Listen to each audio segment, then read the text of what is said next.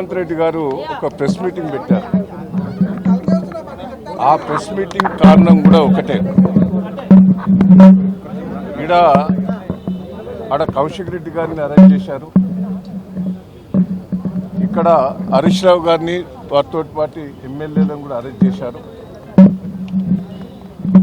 ఈ అరెస్ట్ వార్త ప్రెస్ మీడియాలో మోగుతోందని నేను ఒక ప్రెస్ మీటింగ్ పెట్టి ఏదో ఒకటి నేను కూడా ప్రజల్లో ఉండాలని ఇలా ప్రెస్ మీటింగ్ పెట్టారు. ఆ ప్రెస్ మీటింగ్లో రేవంత్ రెడ్డి గారు మాట్లాడుతూ 60 ఏళ్ళు కాంగ్రెస్ ప్రభుత్వం ఉమ్మడి రాష్ట్రాన్ని పరిపాలించింది. మిగులు బడ్జెట్ ఆ రోజు ఇచ్చారు. ఆ మిగులు బడ్జెట్ను ఈరోజు అప్పు చేశారన్నారు.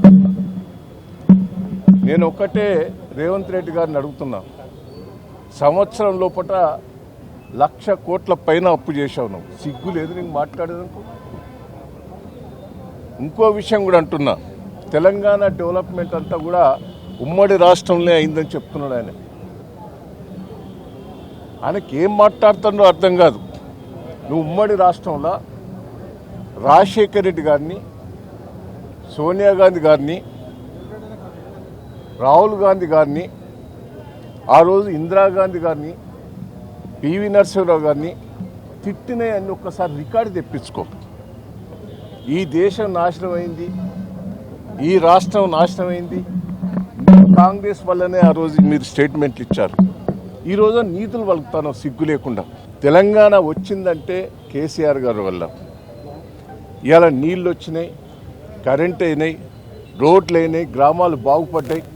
ఏ ఊరు పోయినా చాలా అందంగా తయారు చేసింది కేసీఆర్ నాయకత్వంలో.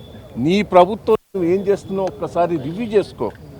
మోసం చేశావు నువ్వు. మోసకార్యమని దేశం అంతరికే అందరికరికే. ఏదో మాయ మాటలతో నువ్వు అధికారంకి వచ్చావు, మోసం చేసి అధికారం వచ్చిందని ప్రతి ఒక్కరు కూడా ఇవాళ తలకాయ పట్టుకుంటారు ఓటేసిన వాళ్ళంతా.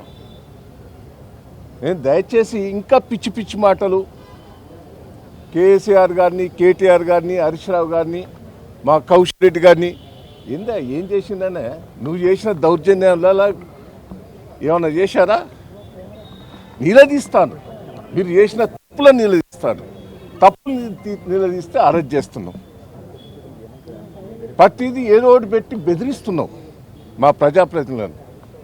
నేను ఒక్కటే నీకు వార్నింగ్ ఇస్తున్నాం, వదిలిపెట్టేది లేదు. ఈ ప్రభుత్వం ఇచ్చిన హామీలు మమ్మల్ని జైల్లో దోలినా పర్వాలేదు, అరెస్ట్ చేసినా పర్వాలేదు, నువ్వు దెబ్బలు కొట్టినా పర్వాలేదు, ఎంత బెదిరించినా పర్వాలేదు. ప్రజలు ఇవాళ నీ మీద కక్ష సాధింపుతోటి ఉన్నారు. మేము ఎంతకైనా పోరాటం చేస్తాం, త్యాగాలు చేస్తాం. నువ్వు ఏవైతే హామీలు ఇచ్చినావో 420 హామీలన్నీ నిలబెట్టుకునే వరకు. రైతు రుణమాఫీ చేసినావన్నావు, ఏం చేసినావా? సిగ్గు లేదు. క్లోజ్ చేసినావన్నావు, ఇంకా 40% ఉన్నది. ఏది చక్కగా చేయలేదు. పిచ్చి పిచ్చి మాటలతోటి ప్రజలు మోసం చేస్తున్నావు. ఉద్యోగాలు ఇచ్చినావన్నావు, 30,000 ఉద్యోగాలు మేము ఇచ్చినాయి. వాటిని ఏదో సర్టిఫికెట్లు ఇచ్చి షోపుటప్ చేస్తున్నావు. సిగ్గు అనిపిస్తలేదా? దయచేసి నేను ఇప్పటికైనా తప్పు చేసిన తప్పును ఒప్పుకొని అందరినీ విడుదల చేయాలి. కౌశిక్ రెడ్డి గారిని, హరీష్ రావు గారిని, మమ్మల్ని అందరినీ విడుదల చేయాలి. తప్పు చేసినా, పొరపాటు చేసినా మేము ఏదైతే హామీలు ఇచ్చినామో అవన్నీ చేస్తామని మాటిచ్చే వరకు వదిలిపెట్టాం.